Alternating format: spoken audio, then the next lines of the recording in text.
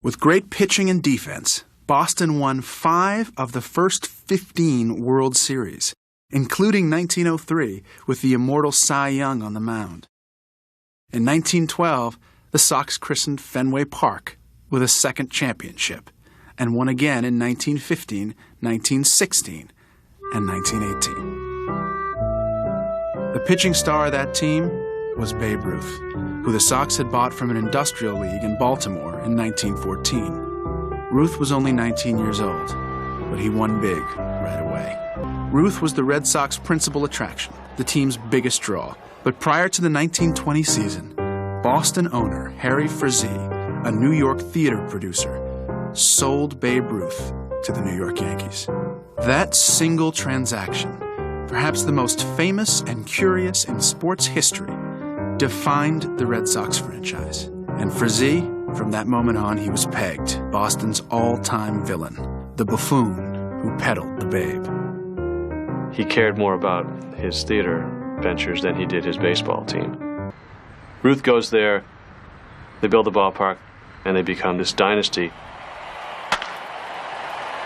Frazee's name becomes mud, and the Red Sox go the exact opposite direction, become the worst they ever were. In terms of his obligation to the fans, I don't see how he can be defended.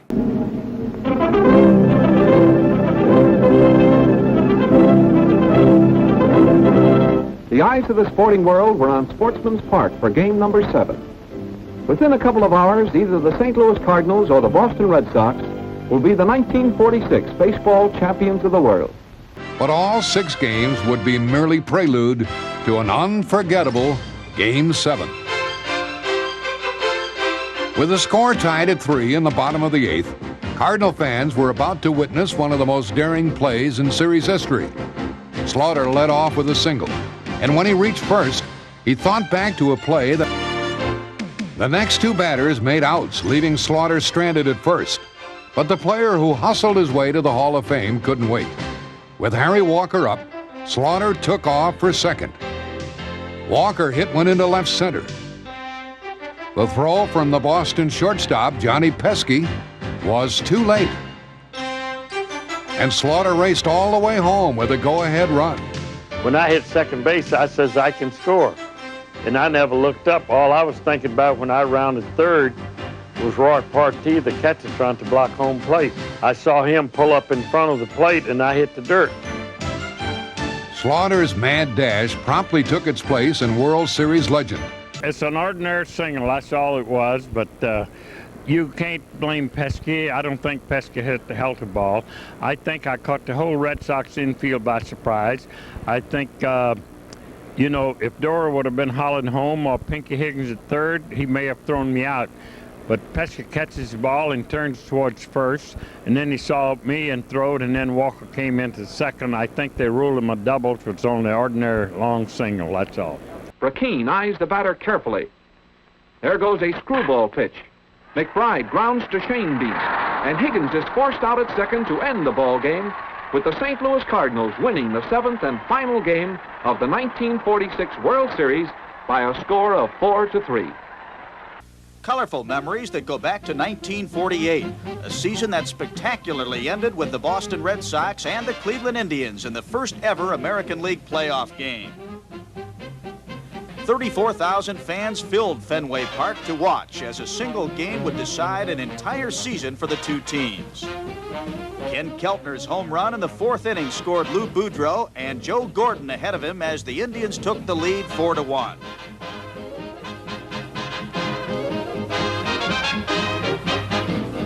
In the 5th, shortstop Boudreau would hit his 2nd home run of the day and 18th of the season. When combined with a tough pitching performance made by Indian hurler Gene Bearden, the Tribe went on to win this historic game 8-3 for the American League pennant and would go on to face the Boston Braves in the World Series.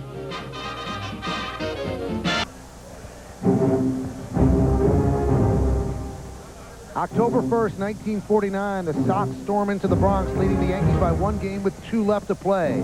The Bombers, needing a sweep, fell behind as Boston's Mel Parnell outdueled Allie Reynolds. New York rallied to capture a 5-4 victory and force the season into a one-game, winner-take-all contest for the pennant and a chance to play the Dodgers in the World Series. The 8th-inning home run by Johnny Lindell was a big one. With the entire season on the line, Vic Raschi took the hill for New York against Ellis Kinder. The Yankees pulled out a 5-3 victory to send the Red Sox home empty-handed yet again. The Bombers then defeated Brooklyn to win the first in an unparalleled string of 5 consecutive World Championships. And that 1949 season immortalized forever in a great book, The Summer of '49 by David Halberstam. It's a beautiful day for a home run, but even a triple's okay. We're gonna cheer and boo and raise a hullabaloo, forcing a Game 7. The impossible dream season again came down to just one game.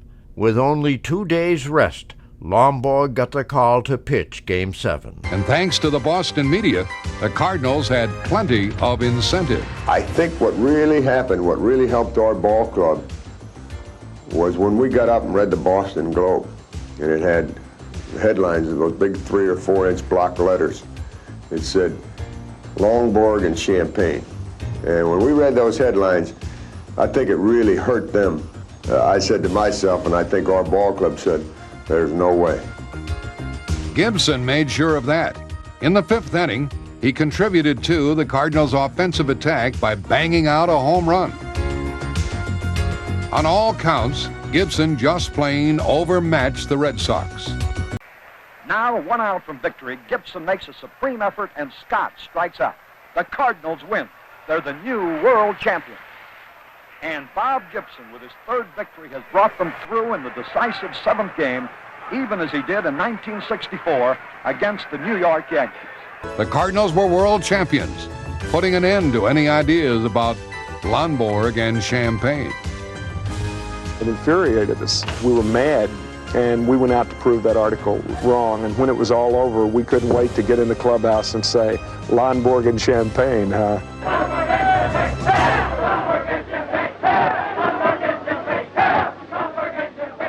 And few, if any, believed that the young hopes of April would survive and become the heroes of October. Al Johnson.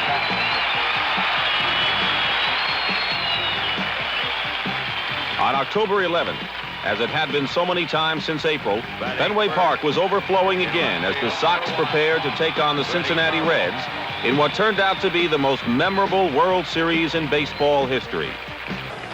And hopefully for the Red Sox, so is Louis Tion, who needs the victory tonight. The Red Sox do to avoid elimination. Moret does the job. We go to the bottom of the 8th. The score, Cincinnati 6, Boston 3. Tying run is at the plate. One more pitch for Eastwick. There you see the situation. Lynn is on second. Petrocelli is on first. Now it's Bernie Carbo. Carbo hit the first pitch in Cincinnati as a pinch hitter. Carbo, one time the #1 draft choice of the Cincinnati Reds. You heard it before, but that's the irony of this game. 2-2 pitch. Just did get a piece of it to stay alive. You talk about fighting off a good pitch. Looked like he hit that out of the catcher's glove. He did. Ball was down low. He did fight it off. Just got a piece of it. Just protecting the plate. That's a kind boy. If you get a foul ball, you're really happy you did your job. Deep center field, way back, way back. We're tied up.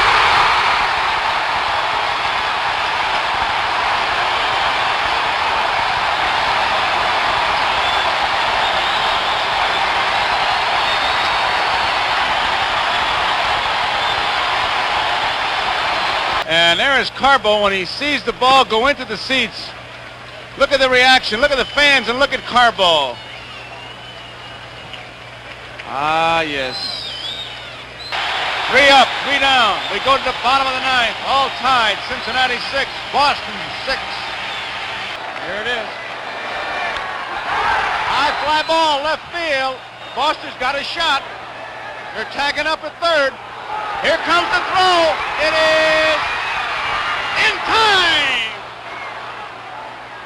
Doyle is out. Foster to bench. A double play. Here is the throw. Foster made the catch in foul territory.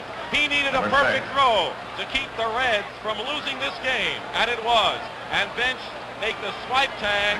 No question about it. Well hit, right field, deep. Evans is going back near the wall, and oh, what a catch he made! What a catch by Dwight Evans, and it's a double play. Griffey didn't know what happened as Evans made a spectacular catch, and take a look at this. Dwight Evans went way back. He had no room to go anymore. Watch it. He knew where he was. One-handed catch. Crashes against the wall. And now we go to the bottom of the 11th inning, still tied at 6-all. We've seen it all. Strikes out Geronimo. There were 2 hits. The Reds lead 2. We go to the bottom of the 12th of a 6-6 game. So when did you know, that she was the one for you? October 21st, 1975. Jesus Christ, you know the fucking day? Oh, yeah. Because it was Game 6 of the World Series. Biggest game in Red Sox history? Yeah, sure. My friends and I had slept out on the sidewalk all night to get tickets. You got tickets? Yep.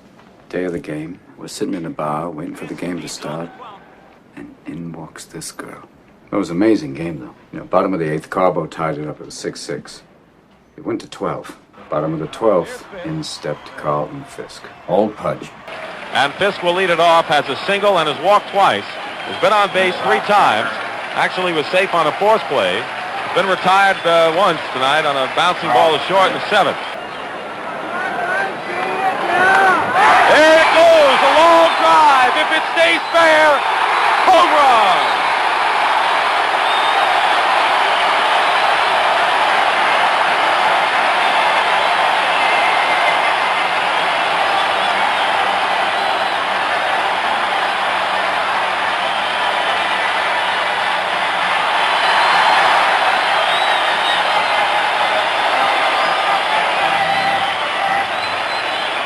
We will have a 7th game in this 1975 World Series. And Carlton Fisk had a lot of little boy in him right there, Joe. A lot of body English for Carlton Fisk. Watch it. How many steps does he take? 1. He waits to see it. Get over, get over. He knew it. There it is. I tell you, one of the more dramatic home runs in World Series history.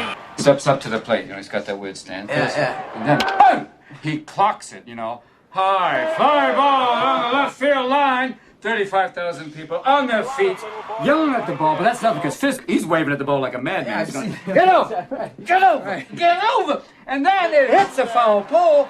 Oh, he goes apeshit, and 35,000 fans, they charge the field, Yeah, and he's fucking blowing. Oh, no, he's like going, get on the, get away, I can't fucking believe you had tickets to that fucking game. Yeah. Did you rush the field? No, I didn't rush the fucking field. I wasn't there. What? No, I was in a bar having a drink with my future wife. You missed Pudge Fisk's home run? Oh, yeah. To have a fucking drink with some lady you never met? Yeah, but you should have seen her. She was a stunner. I don't care if no, she lit up the room. I don't care if Helena Troy walks into the room. Helena That's Game Troy. 6. No, oh, my God. And who are these fucking friends of yours? They let you get away with that? They had to. What did you say to them? I just slid my ticket across the table and I said, sorry, guys, I got to see about a girl. Game 7 of the World Series to decide the championship of baseball. Base hit right field. Carbo scores. Ball 4. Red Sox lead 3-0. There's his blooper pitch. There it is. A high drive. He was waiting for that one. That one is gone over everything. Perez timed that blooper pitch and slammed it over the screen out on the Lansdowne Street, and now we have another one-run ball game in this World Series. That was a tape measure home run as the Cincinnati fans come alive. Mr. and Mrs. Bob Howsam. Now the Boston fans are becoming uneasy. There's a line shot to center.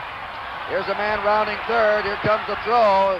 It is not in time. The other runners advance, and the Reds have tied it. And we're going to the 9th inning, and our game is all tied 3-3.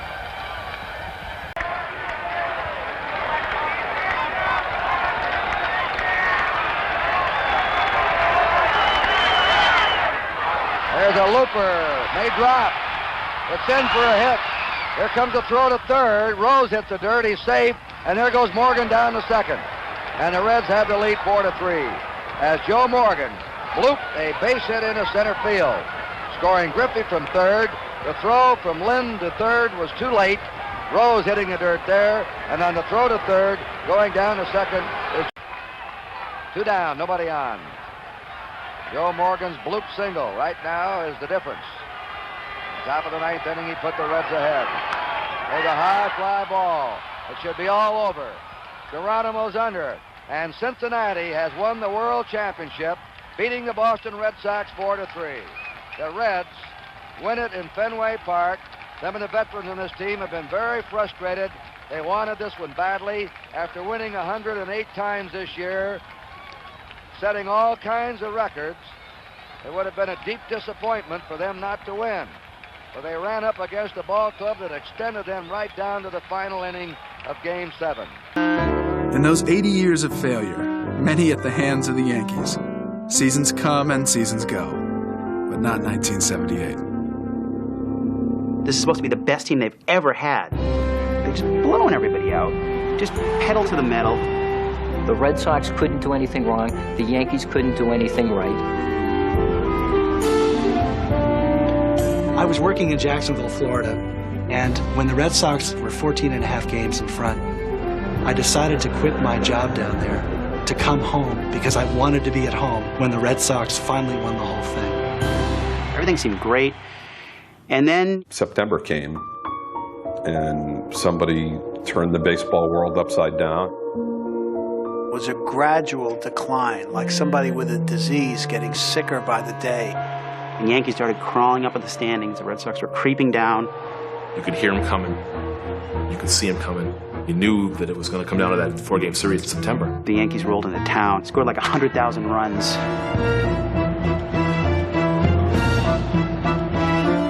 Took their bats from the on-deck circle and beat each member of the Red Sox over the head with them. It was ugly. It's forever been known as the Boston Massacre. The Yanks outscored the Sox 42-9 in that 4-game sweep. We were down but not out, and fought back to tie the Yankees on the last day of the season. That set up a 1-game playoff. New York versus Boston at Fenway. Winner takes the division. After 6, the Sox led 2-0. Then in the 7th, with 2 on and 2 out, up comes the unimposing Bucky Dent. Fouled off his foot. It's 1-1. Bucky's given up wearing that protection on his left ankle. Fouls a lot of balls down there. He had been wearing a shin guard just where he's touching. Gene Monahan, the Yankee trainer, now out talking to Dent. Just off the left end step.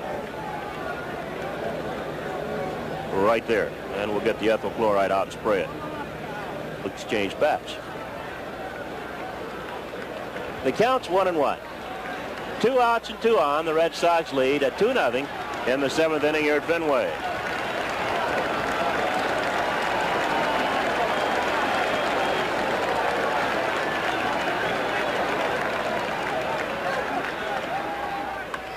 Deep to left. Yastrzemski will not get it. It's a home run. Hit high in the air to left field. Going to the corner, Yastrzemski. It's over the wall. It's a home run for Bucky Dent. Yankees get the lead 3-2, and it just cleared the right.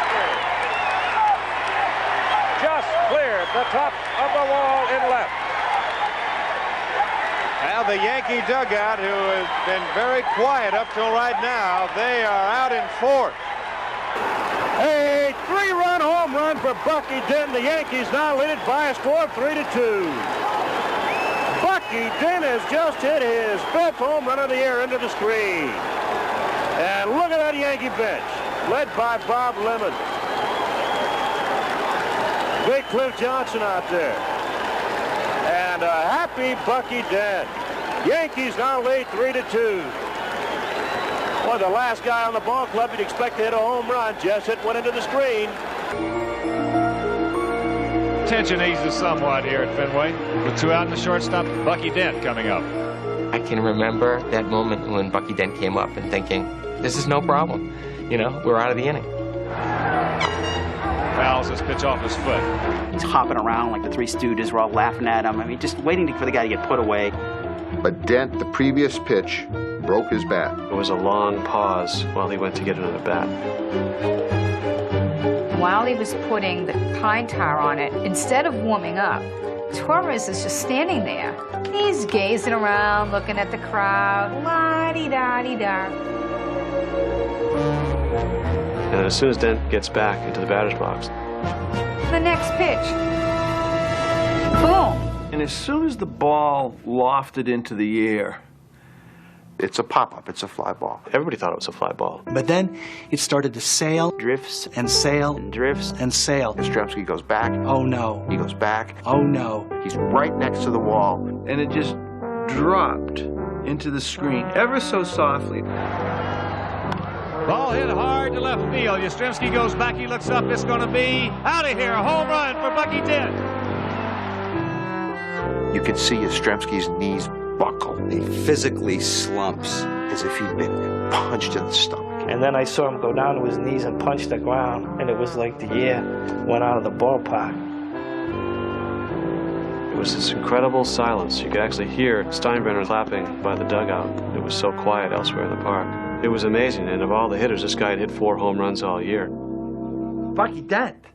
Bucky Dent was like some utility schmo. And obviously, he's just become part of the language up here in Boston. Bucky Dent. Bucky Dent! The name sounds like a swear, doesn't it? Bucky Dent. You Bucky Dent. You Bucky Dent bastard. Yeah, Jesus. He has a new middle name, which we're not allowed to say on TV. Bucky Bleepin' Dent. Bucky Bleepin' Dent. Maybe you can say it on HBO. Bucky fucking Dent. Every time I go up there, they always put my middle initial up there, you know, BF Dent. As if Dent's homer wasn't torture enough. They frightened the Yankees even further in the 9th with 1 on and Jerry Remy at bat. Pinella can't see the ball. The first thing that you noticed was Pinella, like this. And then all of a sudden, you see Pinella cut the ball, wheel around, throw a perfect strike to the cutoff guy. When the ball was hit, I knew it was a base hit. When I saw Burleson stop at second, I went, oh, God, I couldn't believe it. I wish he'd have been at third. With just 1 out, keeping Burleson at second was huge, for Jim Rice slammed a fly ball deep to right that would have been a sacrifice fly to tie the game. Tagging at second base and going to third is Burleson. Oh, there are 2 outs. This ball game going right down to the wire. It wasn't the home run that I remember so much. It was the last inning with Gossage up with Yastrzemski at the plate. Yeah, it's walking up against Gossage. It's strength against strength. Fastball hitter, Hall of Famer. 2 outs. This ball game going right down to the wire. Popped up. That might be it. Nettles over at third base. He'll squeeze it and it's over. Yastrzemski fouls out the Yankee third baseman Greg Nettles. And look at those Yankees. They have come here in Boston and they have beaten the Red Sox again. Everybody's happy. The final score, the Yankees 5, the Red Sox 4. And the Yankees win the 1978 American League Eastern Pennant. The game would rest in the arms of our hero, Carl Yastrzemski. 2 down, Burleson in third, 5-4 Yankees, bottom of the 9th inning. And he pops it up. Greg Nettles, he makes the catch. And The headline in the paper was Destiny 5, Red Sox 4. And I thought, that says it all. October 2nd, 1978 is a gloomy day for the Boston Red Sox. The assumption that something bad will happen, that every Red Sox ship has a leak and every leak is big enough to sink the ship. Every year you say, well, they're not going to get me again. They're not going to get me again. Then all of a sudden you go, I think this is it. And they got you again, and then bango, you're in the toilet again. It's almost an existential motif, the myth of Sisyphus, where you're rolling that rock up a hill and you think you're finally there, it rolls right down again. Everyone remembers the story of Job. Job is this guy whose life is going great, and all of a sudden he loses all his property. His children are sick. The Red Sox are Job. You know, this is a Jobian existence. Everything's going fine, and then all of a sudden, boom. It's not just loss, but crushing loss. It's like watching The Wizard of Oz, and then Dorothy dies at the end. You know, doesn't this die? She's like ripped apart by the flying monkeys, and Toto eats her remains, and the end, credits roll. Masochism. It's masochism. It's sadomasochism. If the good guy dies in the end in every production since 1918, you might get a little fatalistic, don't you think?